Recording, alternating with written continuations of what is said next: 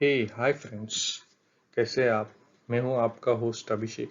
आज हम बात करेंगे बहुत ही इम्पोर्टेंट टॉपिक के बारे में जो कि प्रोजेक्ट मैनेजमेंट रिलेटेड है। कोई भी प्रोजेक्ट हमको जब मिलता है तब हमको कैसे मिलता है या फिर हम उसे लेने वाले हैं, तो उसके पहले हमको कैसे प्लान करना है और कौन सी इम्पोर्टेंट चीज़ें हैं जो हमको देखनी चाहिए, इस बारे में हम बात करेंगे। So without wasting any time, let's start with project management triangle. So दोस्तों, प्रोजेक्ट मैनेजमेंट ट्रायंगल, इस ट्रायंगल को triple constraint triangle, iron triangle या प्रोजेक्ट ट्रायंगल भी कहा जाता है।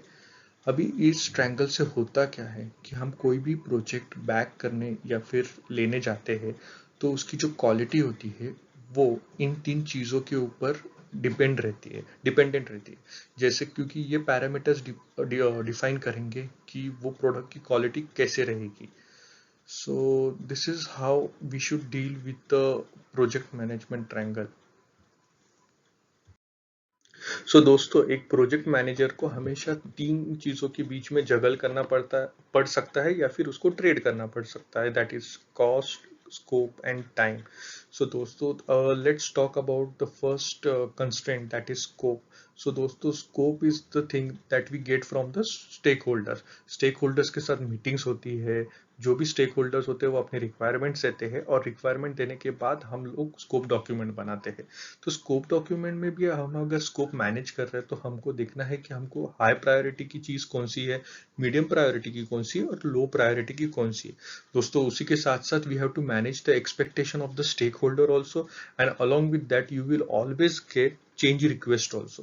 So dosto, when you are looking after scope, you have to consider three things, that is the priority of the scope and the expectation of the stakeholders and the change request.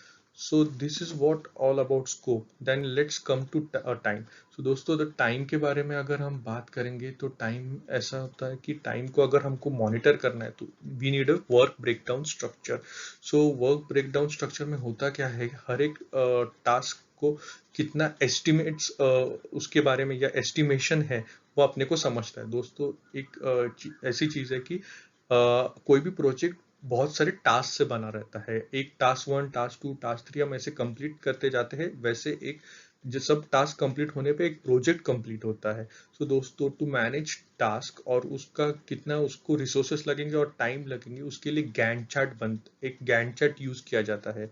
Gantt chart बहुत सारे market में बहुत सारे tools है जो कि offer करते हैं। माइक्रोसॉफ्ट है जो एमएस टूल ऑफर करता है जिसमें आप बहुत सारे प्लानिंग कर सकते हैं। उसी के साथ साथ दोस्तों, बहुत सारे स्टार्टअप्स और नए नए टूल्स आ रहे हैं मार्केट में जिससे हम गैंट चार्ट बना सकते हैं। पर अगर हम सबसे सिंपलेस्ट वे की बात करें तो हम एक्सेल में भी गैंट चार्ट बना सकते हैं, जिसमें हम कंडीशनल फॉर्मेटिंग यूज करके हम देख सकते हैं कि हमारा एस्टिमेट्स और हमारे रिसोर्सेज प्रॉपरली ऑन ट्रैक है कि नहीं। सो दोस्तों, बेसिकली गैंट चार्ट का यूज क्या है? गैंट चार्ट हमको हिस्टोरिक डेटा मॉनिटर करने के लिए बहुत ही यूजफुल रहता है और ये भी देखने के लिए कि हमारे एस्टिमेट्स प्रॉपर जा रहे हैं या नहीं। सो नेक्स्ट कंस्ट्रेंट इज दोस्तों कॉस्ट। अगर अगर हम कॉस्ट के बारे में बात करें तो कॉस्ट तो डिपेंडेंट रहता है रिसोर्सेस के ऊपर, और रिसोर्सेस में दो चीजें आती है दोस्तों, एक होता है लेबर और एक होता है मटेरियल। दोस्तों, labour and material are always variable. एक वेरिएबल फैक्टर है, कभी भी फिक्स नहीं रहता।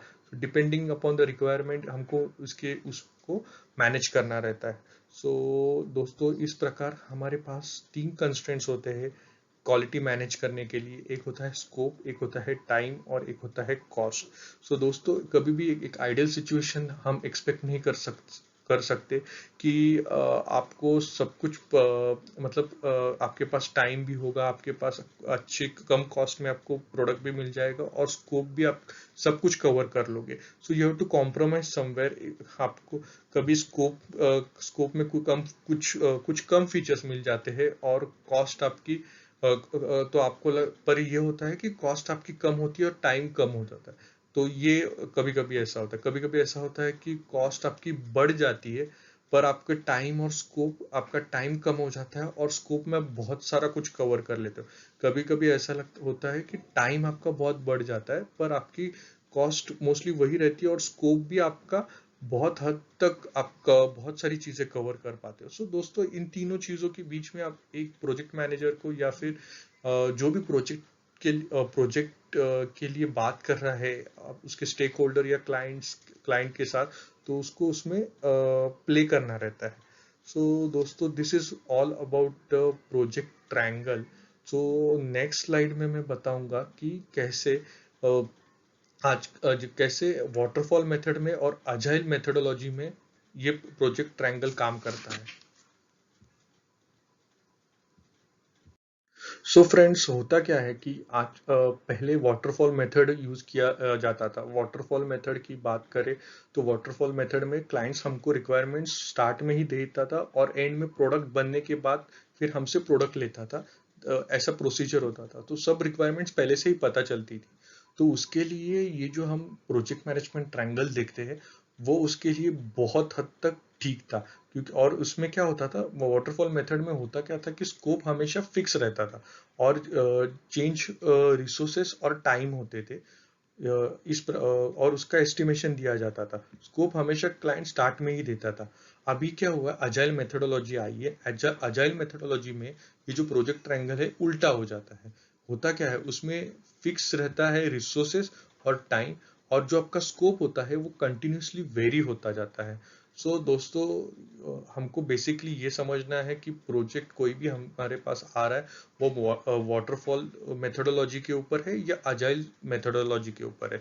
वाटरफॉल में हमेशा रिक्वायरमेंट स्टार्टिंग में दी जाती है क्लाइंट की तरफ से, और हम उसके ऊपर काम करके फाइनल प्रोडक्ट डिलीवरी दे देते हैं। पर अजाइल में ये होता है कि क्लाइंट आपके साथ हर स्टेप पे इन्वॉल्व रहता है प्रोडक्ट डेवलप करने के लिए। सो उसके हर बार चेंज रिक्वेस्ट वगैरह ये सब आते ही रहते हैं।